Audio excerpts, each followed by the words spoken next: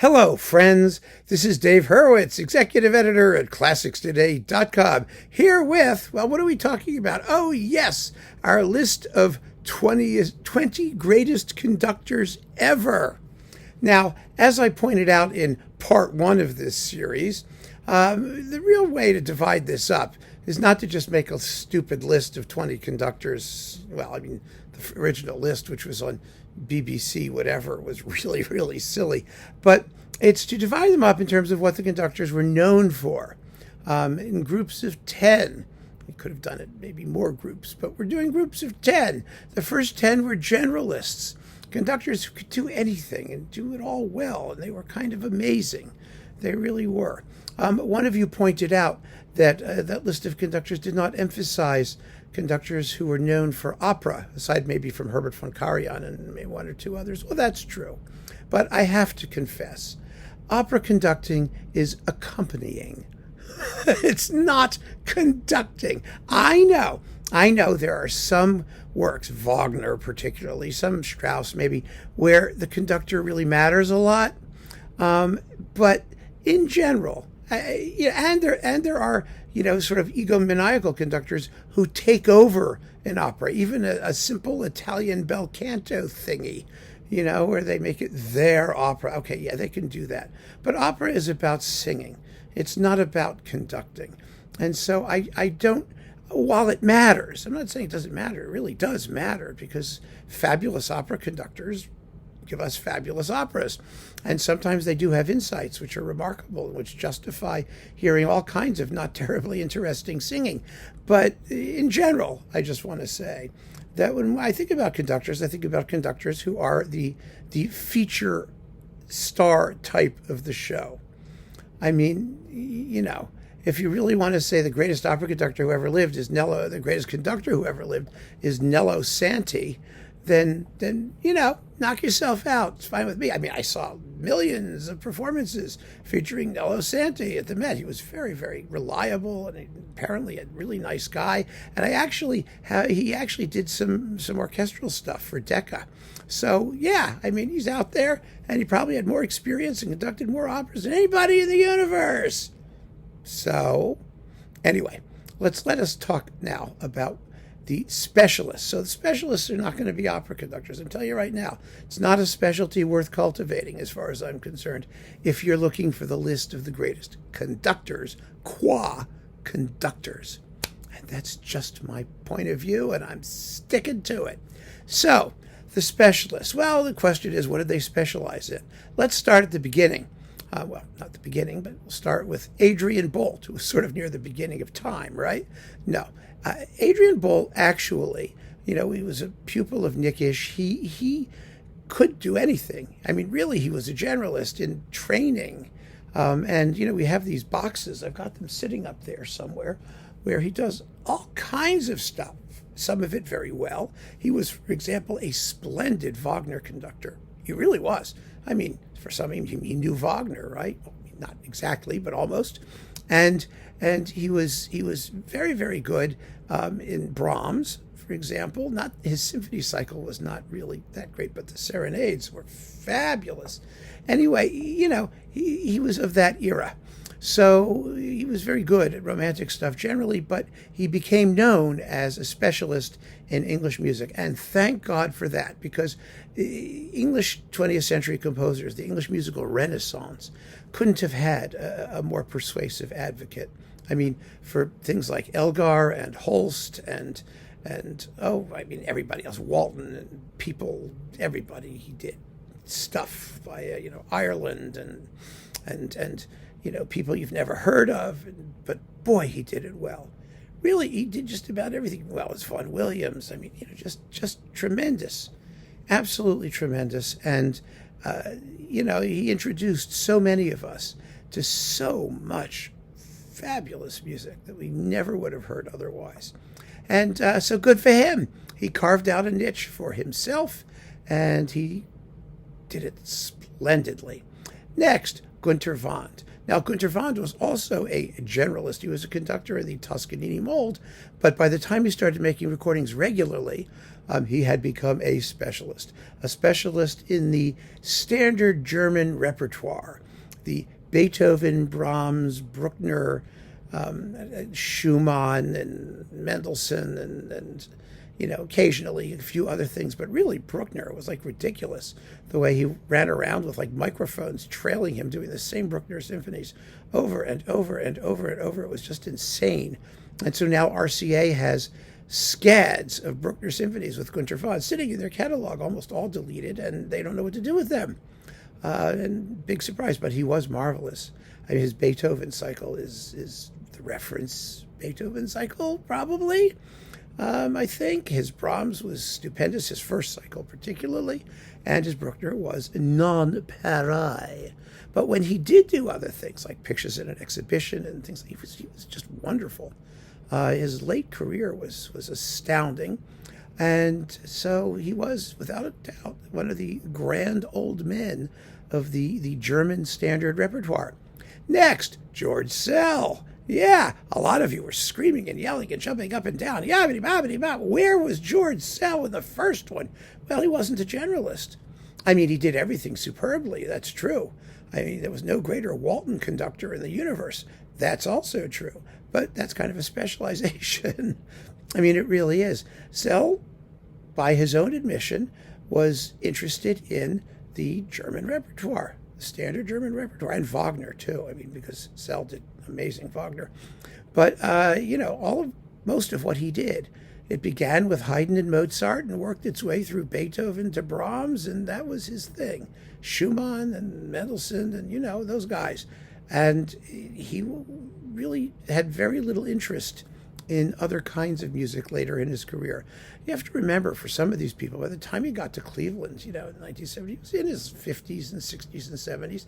This is a time when, conductors have to do new music when they're young. Or they may be interested in new music when they're young, but if they come from a certain culture and civilization that values certain things above all else, and that's where they feel they can commit, then they specialize. And Szell was a specialist. Ormandy was a generalist. Bernstein was a generalist, but not Szell, not at all. He was also sort of forced into generalizing by virtue of the fact that he was the third conductor at CBS, at Columbia, because they had Bruno Walter and they had Bernstein, and then Szell was on the budget label. So, he had to make every record count, and he did. So good for him. And then there was another one you all insisted was a generalist who really wasn't, Fritz Reiner. Well, he was a specialist too, but he wasn't a repertoire specialist in the same sense that Szell was. That is, he wasn't, the bee's knees in the German standard repertoire. He was a late romantic blockbuster dazzling virtuoso orchestra repertoire guy. Does that make sense? Because those are the recordings he's known for. I mean, Heldenleben, the Strauss tone poems, Respighi tone poems, even La Mer, even some of the French stuff. I mean, as long as it required extraordinary discipline and finesse, Reiner was your guy. Bartók, difficult contemporary things that he didn't do very much of either. But boy, oh boy, could he make that orchestra play. And so he was, the living stereo artist par excellence, because it was the kind of things that he did and that his label allowed him to do that really, really established him as a major conductor. So he was a specialist, even though he probably could have done much more than he actually did. Another specialist who was a very fine conductor in other repertoire but wasn't really allowed to be was Jean Martinon. He did all the whole 20th century French repertoire and some of the 19th stupendously. Most of it after he left Chicago. He began his career, you may recall, with Decca, with Paris Conservatory and other French orchestras, doing mostly lightweight French stuff, but there were some oddities like, Book 1 of the Dvorak's Slavonic Dances, which he did very well, by the way. But he was a composer of some distinction. And if you have the Chicago box, I mean, that great Nielsen Fourth, there's that live Mahler Third in the Chicago Symphony historical box. I mean, he could conduct just about anything. And with a composer's eye, it was almost like Pierre Boulez, really kind of amazing that way. But he wound up back in France doing recordings for HMV, EMI, and Erato in the 20th century French repertoire, where he did Roussel, thank God. I mean, the Roussel Second, and tons of other stuff that you would never hear, works by Pierre Ney, and it was really, really very special. It's a wonderful, wonderful legacy, and he was a genius conductor. He did get to do a Prokofiev cycle for Vox. It didn't sound very good.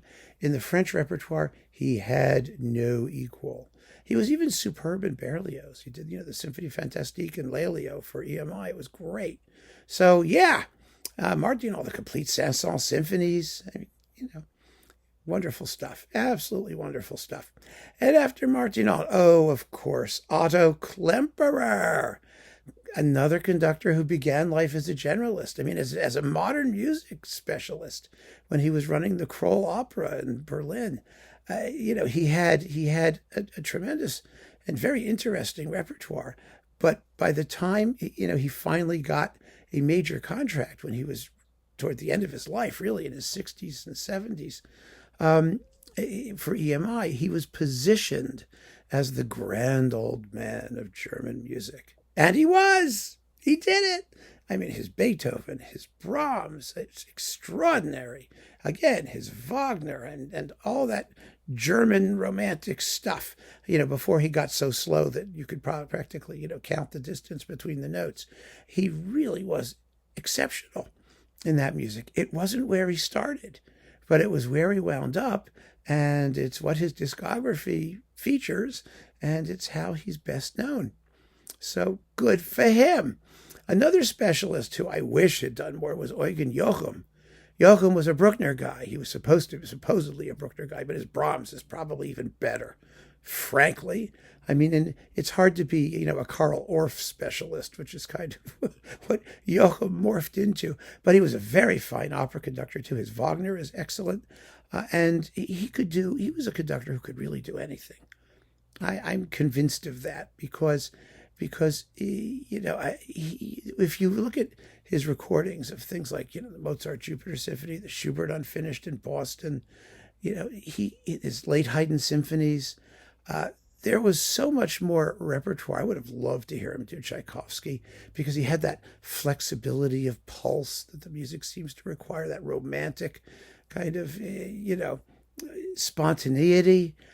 There are lots of things that he, I think, could have done absolutely stupendously, but he was constrained, as most of these guys were, by his record label to only do certain things. Thank God that not everybody was doing Bruckner, and he had Bruckner sort of to himself for a little while anyway, and he did those beautiful discs of choral music. He was a superb Bach conductor. It was those were his specialties. But, he was almost, I think, for his era, unique in being so persuasive in Bach's music. I mean, he made multiple recordings of the Passions and the B minor Mass and stuff like that. Wonderful stuff. So Jochum was a musician who I think was really underrated in his lifetime, but whose discography is incredibly distinguished and reveals him as a specialist to the manner born. At least with what we've got of his. Then we've got, you've got to have Yevgeny Mravinsky with his Leningrad Philharmonic. I mean, there's a guy who was specialized in 3 symphonies, Tchaikovsky 4, 5, and 6. I mean, that's some specialty, isn't it? No, actually, it was Tchaikovsky, Shostakovich, and Russian music generally. That's what he did. Yes, he recorded other things. I mean, he did Bruckner 9. He did Hindemith's Harmony of the World Symphony. He did, Bartok's music for strings, percussion, and celesta quite amazingly. All of these guys did other things and did some of them superbly. But specialist doesn't mean you can't occasionally go slumming in some other area of the repertoire. It means this is what you're known for. And Mravinsky was the guy who premiered most of Shostakovich's symphonies until he wimped out on the 13th, and whose Tchaikovsky was legendary, absolutely astounding. And he trained that Leningrad Philharmonic to within an inch of its collective life. The other problem with Mravinsky, of course, is that he didn't make studio recordings. He didn't like to. There are very few. And so what we have are live recordings of, in varying states of horrendous sonic, quality, which only emphasizes the few things he did really better than anybody else, or that he was really known for, because we force ourselves to listen through the sonic smog in order to hear the greatness which allegedly lies beneath. So yeah, Mravinsky was a specialist. Carlos Kleiber. Remember, none of these are in any particular order. Carlos Kleiber. Now, Kleiber was a specialist because he didn't like to conduct. So everything he did was special, and there wasn't very much of it. And he really limited himself to, he limited everything he did, but basically he was a standard German repertoire guy to the extent he did anything.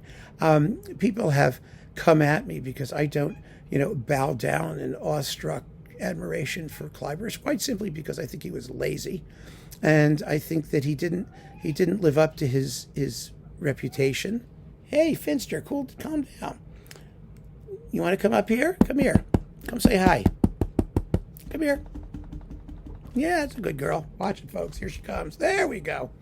Good girl. Okay, there we go.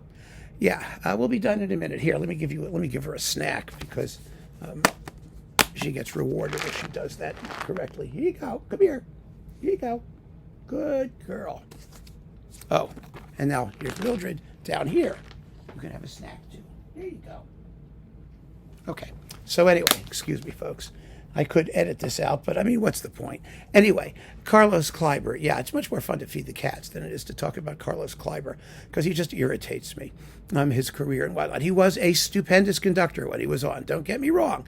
I praise his recordings to the skies when they deserve praise. Not all of them are as great as people say they are. He has capitalized on the, there is value. Okay, thank you, dear. There is value in scarcity business, I think, to an unwanted and cynical degree. And then he died. So, we have this slender discography of some absolutely extraordinary recordings. And that's Carlos Kleiber, a specialist in the 10 things that he wanted to conduct. So there we go. And finally, last but not least, Bruno Walter. Who could forget Bruno Walter? He was another German specialist, but he was interesting to me anyway, because his specialty was Mozart, really. He did Mozart and Brahms. Mozart, Brahms, Mozart, and Wagner, and, the German standards, and Mahler. Klemperer was a bit of the Mahler guy too, but Walter was really a Mahler guy. And that made him a very interesting specialist, I think, because Mozart, we have the period instrument people now and all that, but Mozart was not a composer that people specialized in those days. Szell was a Mozart guy too, but Walter was the Mozart guy. Szell always used to sniff about Mozart, about his Mozart being so much leaner and closer to what we now regard as authentic Mozart. He used to say, "I cannot put chocolate sauce on asparagus," because Walter was very sweet and very humane and very warm. And everybody knew that Mozart maybe shouldn't quite be that warm, that humane, but the performances are gorgeous, absolutely gorgeous, and they have such love and affection. It's absolutely marvelous. So Walter was the Mozart guy, and I think the Brahms guy, quite frankly, and the Mahler guy. Those are, you take those three, that's a pretty good specialty, I think. And there you have it, my friends. These are in no special order of greatness or whatever. I don't number them because I think that's stupid. They had their specialties, and they were what they were. Each was a little bit different from the other, and that's what gave them their cachet, their image, and their reputations. So there you have it, the 20 greatest conductors ever. But I do have to tell you that we are going to have one more list. I don't know, maybe two. One more list of the 10 greatest conductors who would never make the 20 greatest conductors. No, we have two more lists, yes, of the 20 greatest conductors. So there will be 40 of the 20 greatest conductors, or actually 30 of the 20 greatest conductors and 10 of the not quite greatest conductors. Just stay tuned. This is a little mini series, and it's going to be very, very interesting. And I hope you enjoy it. I think we've been having a very good time chatting about it already. So thank you so much for joining me. Keep on listening and take care.